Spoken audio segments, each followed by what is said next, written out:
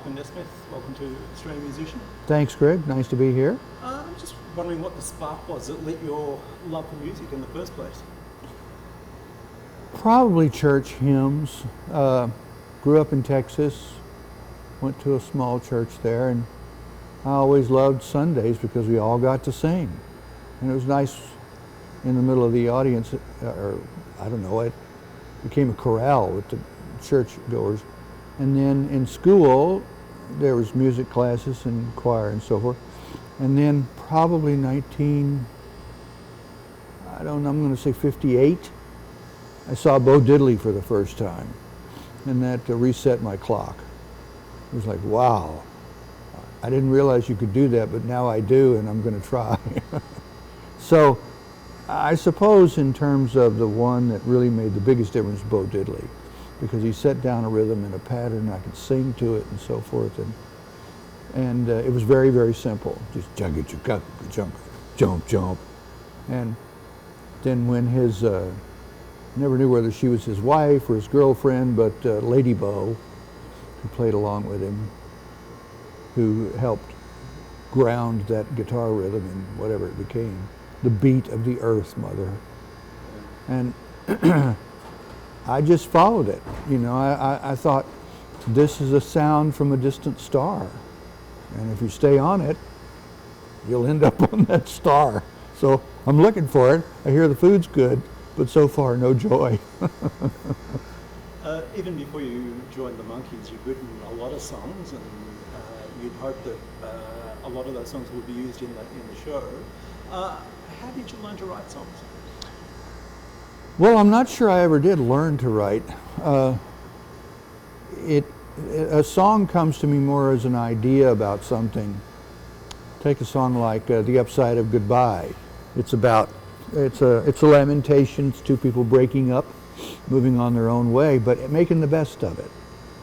And as one of my good artist friends said, you know you're in trouble when you're making the best of it. So I thought about that, and I thought if you're trying to keep it together and make something happen that's going to be good for everybody, and you think about it and you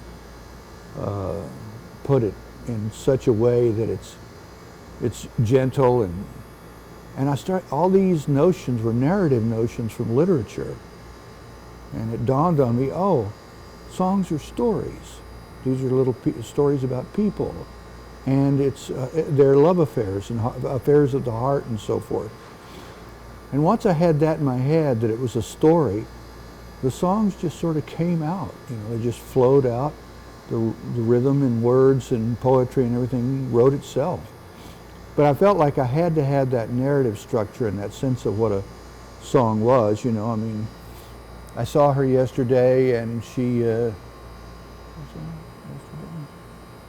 loves you, yeah, yeah, yeah. It's just them talking about that incident. It wasn't a full org story. It wasn't a story of World War II. It was just an incident.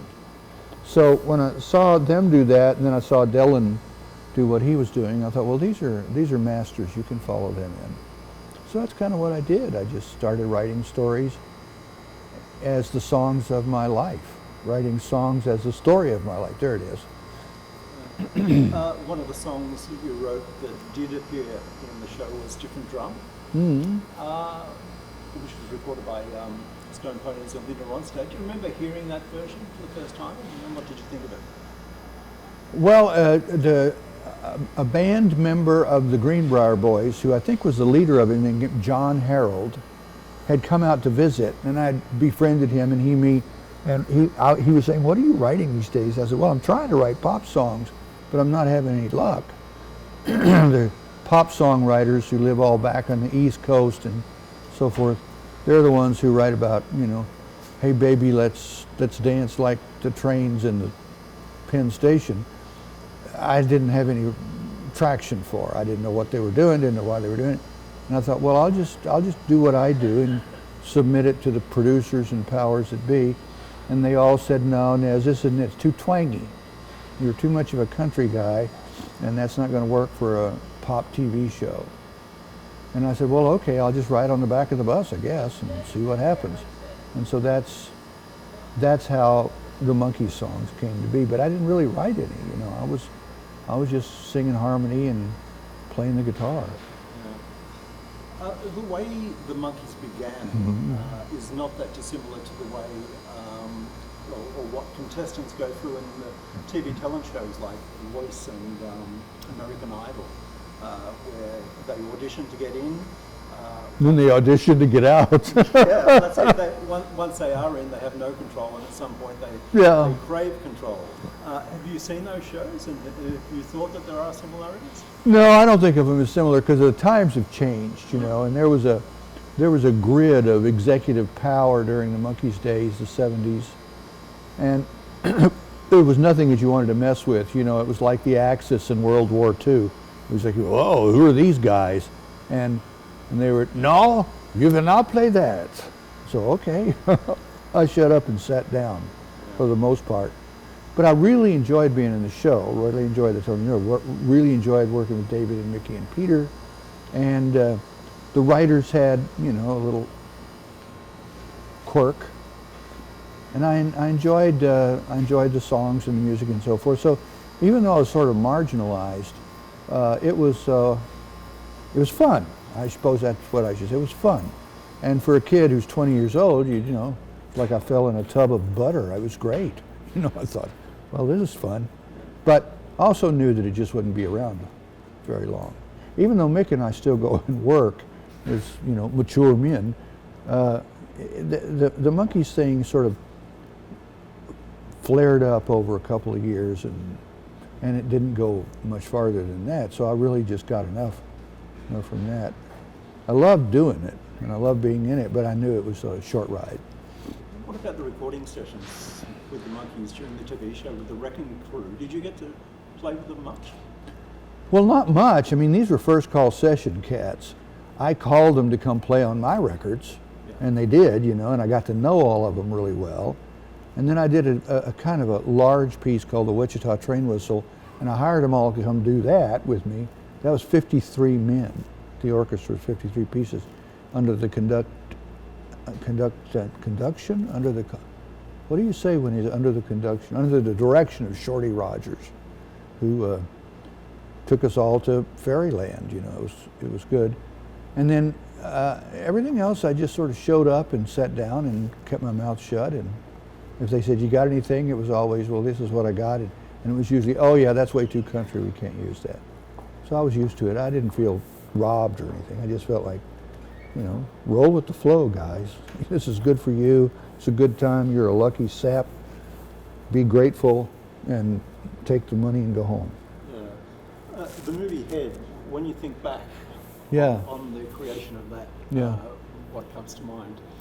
Well, it was a weed-filled weekend in Ojai, where everybody who was up there was me, Nicholson, Peter, Mickey, David, Rafelson, and Schneider, which was the senior executive team of the Monkees.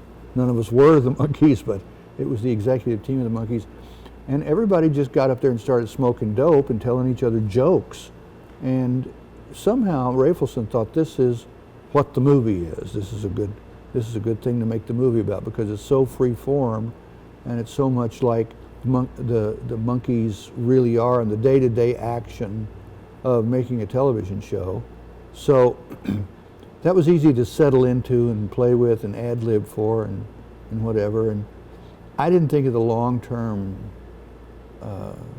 impact of the movie.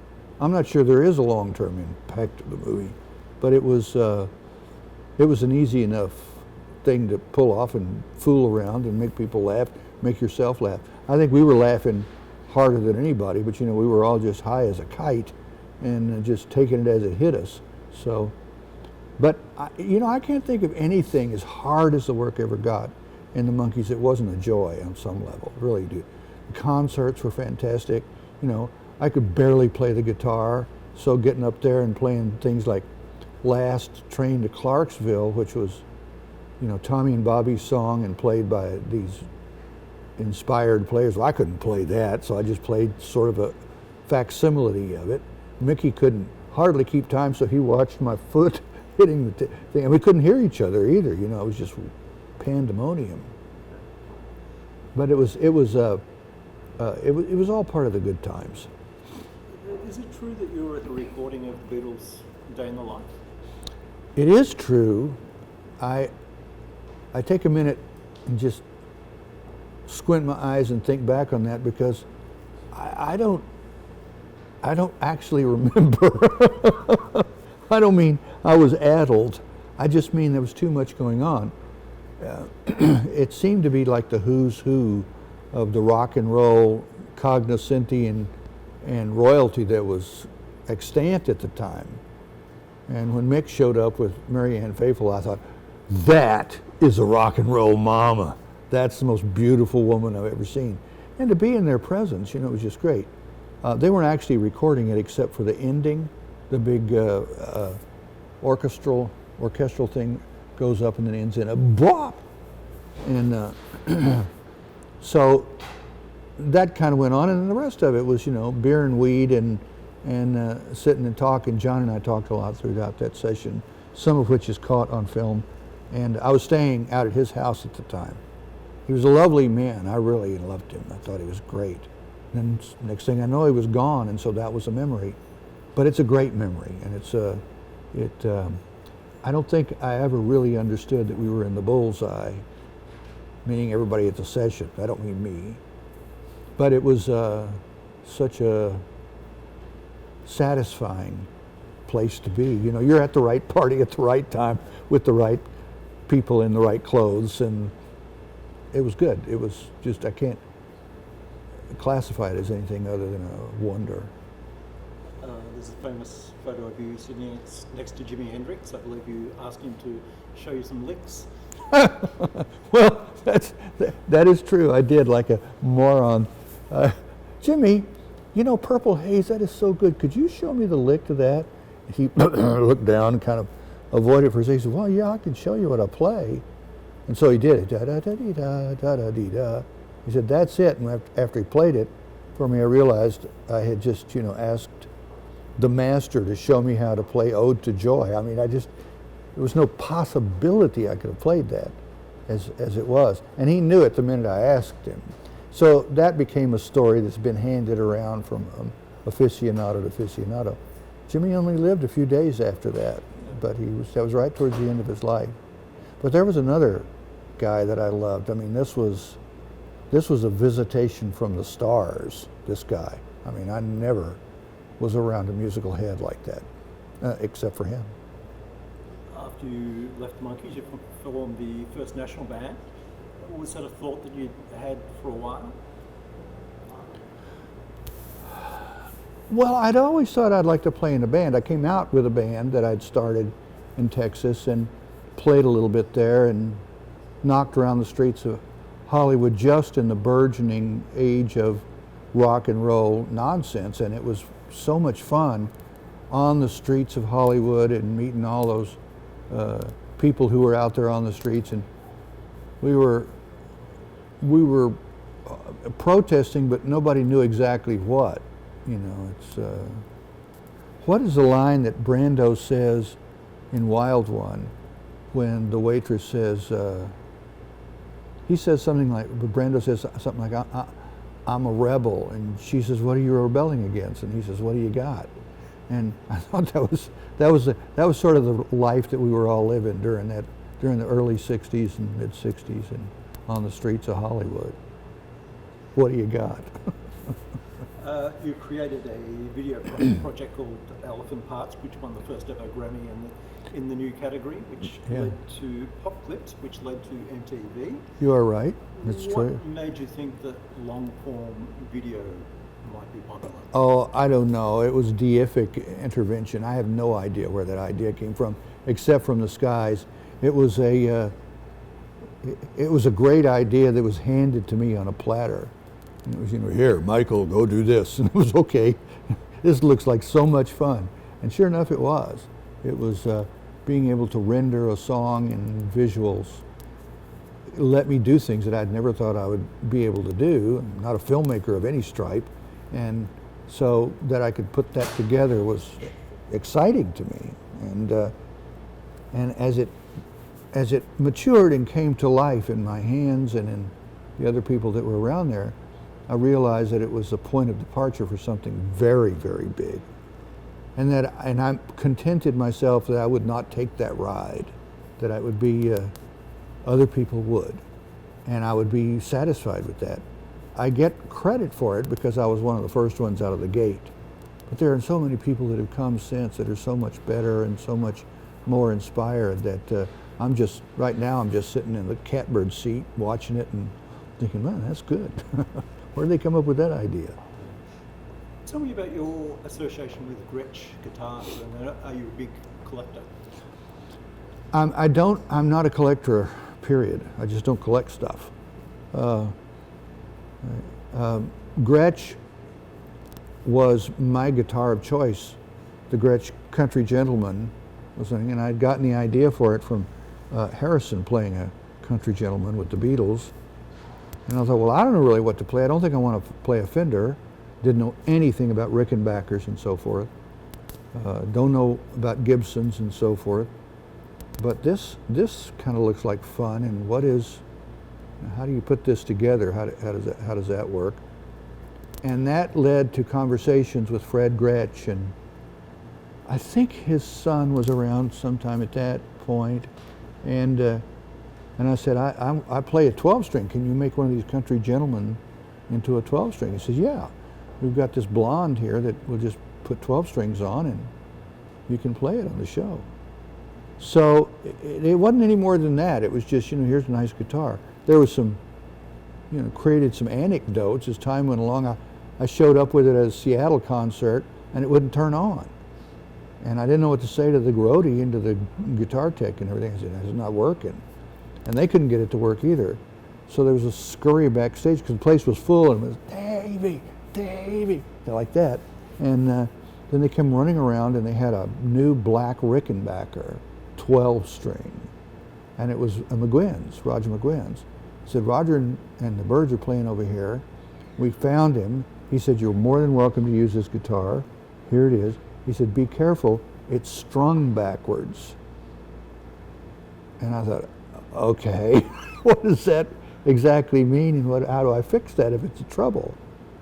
And somebody said, well, it's not a problem. It's still in the same kind of tune and general concept, but it's upside down and backwards. The big string is on the bottom and the little string is on the top, and it's so you have to figure your way through it.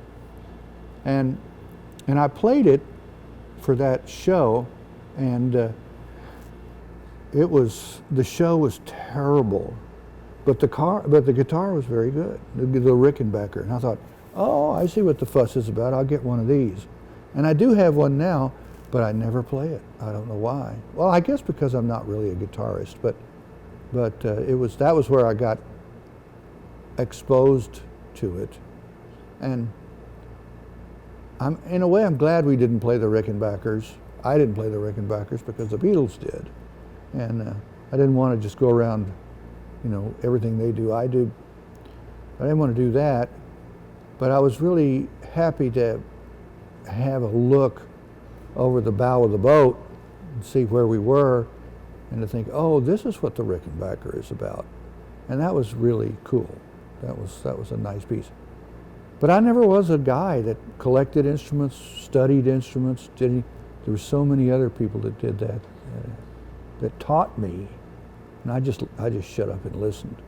That turns out to have been my best MO. Just shut up and listen, and sure enough, things come in and inspire. You've been in and out of Monkees projects over your career. What made you want to do this Australian tour with Mickey in June? Well, first of all, I love Australia. So you don't get a chance to go to Australia when it's halfway around the world and in the wrong season, and you're going down there to surf when it's Christmas here. And I wanted to spend time there, and I wanted to be involved in the music scene, such as it was, and the movie scene. And we got an offer from a promoter down there for the Monkees to come play. So that was a great point of departure. Mick and I fell in love with the place, from Melbourne to Perth. But Mick really resonated with it. You know, he said, this is the place for me, and he loved the society and the whole industry of Australia and everything about it. And I don't know that I ever locked in like that, but my mother invented a correction fluid called liquid paper. And in the United States, it had, by the time she died, captured 97% of the correction fluid market here. Made her very, very wealthy, made her very, very happy. She fought a little bit with her executive teams. But one of the places that she opened was what they called at the Liquid Paper Corporation, Australasia, which I think it's still called that in some business circles. And she said, you know, you really got to go down there and take a look around, see what's going on, because it's a whole other country and a whole other world. And so I committed myself to do that. And I went down there 2 or 3 times. Then one time I had a fabulous trip as the guest of Stuart McPherson, who's over in New Zealand and probably still does, had a record company and liked the songs that I wrote, and he liked the general point of departure. So I spent time in New Zealand on a tour, which was so much fun until I welcomed everybody at the last show to Dunedin, and I said, it's so nice that you people, I've never been to Dunedin. They kept laughing and laughing harder and harder and harder. Finally somebody came up and said, Nez, it's Dunedin. Okay, well, Dunedin, I don't care. And it was, so between New Zealand, the only place I did not get to, and I hope to get to in this trip coming up, is Tasmania, because people tell me this is a garden spot of some real note. And I'd love to get down there. I loved Perth when I went over there, and I loved Melbourne and the Sydney Opera House. I mean, it's a land of many wonders, not the least of which are the people. It's friendliest, happiest people I think I ever ran across. You had good success with your solo material. Well, I did. Yes, it was #1. That was the only place it was #1, but it was indeed #1. Very proud of that. No place else but Australia. I was out in the middle of the outback. I was living and dating a woman who was a model, cover model for Vogue and Harper's Stuff, and they had gone way out to shoot. And as the day wore on, I thought, well, when are you coming back? How do you give it? And this was before cell phones and any of that. None of that stuff was going on. And I said, well, I'm going to come out there and get you. And she said, well, how are you going to do that? I said, I'm going to get a helicopter and come out there. So I did. I chartered a helicopter, and I went out to where she was, and they were just closing up, and there was one little bar there, about the size of this bar that's in this club we're in. And so I said, well, I'll just get a beer and I'll sidle up. So I sidled up to the bar, one other guy there. Nobody on the streets. I mean, this was remote. This was the outback. And I was sitting there, I said, well, I have a beer. And the guy brings me a beer, and the guy sitting next to me, 2 or 3 stools away, he said, I know you. You're Michael Nesmith. And I said, I am indeed. And he said, you, and I got all ready for the Monkees stuff to come in. He said, you wrote Rio. And I said, yes, that's right. Good for you. Good on you, I think is what I said.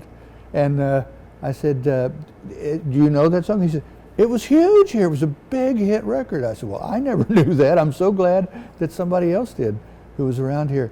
And he said, yeah, you've got to come back down here and play. And I said, well, I'll try to do that. And he said, because I have to tell you, Rio is one of the best pop clips I ever saw. And I went, pop clip? That's a name for that art form, whatever that is. Remember that. I said, I'm going to name it that to the guy who was talking to me. He said, okay, well, you can have it. I said, so that was the beginning of the name of the art form, a pop clip. It's faded now, isn't it? But that was where it landed, because that guy said that to me. I thought your pop clip was so creative and clever. I've had Rio deliver that on several occasions. I looked up one time and Bonnie Raitt was running across the parking lot, and she said, Nez, Rio's fantastic. We got to, I thought, Bonnie Raitt? Yes, this is good. I'm in good company here. And there were half a dozen other people like that who gathered around Rio as an art forum, and then I started watching them pop up. You know, they were going to it. And the first people I worked with on the show of Pop Clips, which was the precursor to MTV, was Split Enz. And I love their work. I think Neil is one of the great rock and roll singers of all time, and I love to Don't Dream It's Over is one of the great rock ballads. So I felt like I had really found a place, but then I didn't have any place to be. I couldn't be in their band. So I came back home and took up my post as one of the Monkees. So what are you most proud of in your music career? Well, it's a great question. I mean, first of all, I don't know. I mean, I don't really have that kind of a relationship with the songs. Oh, this is good, this is good. Oh, this was really hard to do, so I'm really proud of that. Or this came out better than I thought, so I'm really proud of that. I live, I think, in a world of music, in a house of music, a planet, a star of music. I don't know. It goes on in my head all the time. And there are people who say, well, how do you write a song? And I say to them, much to their surprise usually, I'm writing a song right now. And if I started singing, you would recognize that as a song. Not one you know, because I've just made it up. But there's something about music in my life that just is like food to a starving man. And I can, everything comes right when I'm playing music. The phrase is, the devil has no access to the singing man, which I love. I love that idea. And sure enough, it's true. So when I start singing, you know, the world is golden too. Welcome, Nesmith. Thanks for your time. My pleasure. Nice to meet you, Gary. Good luck with it.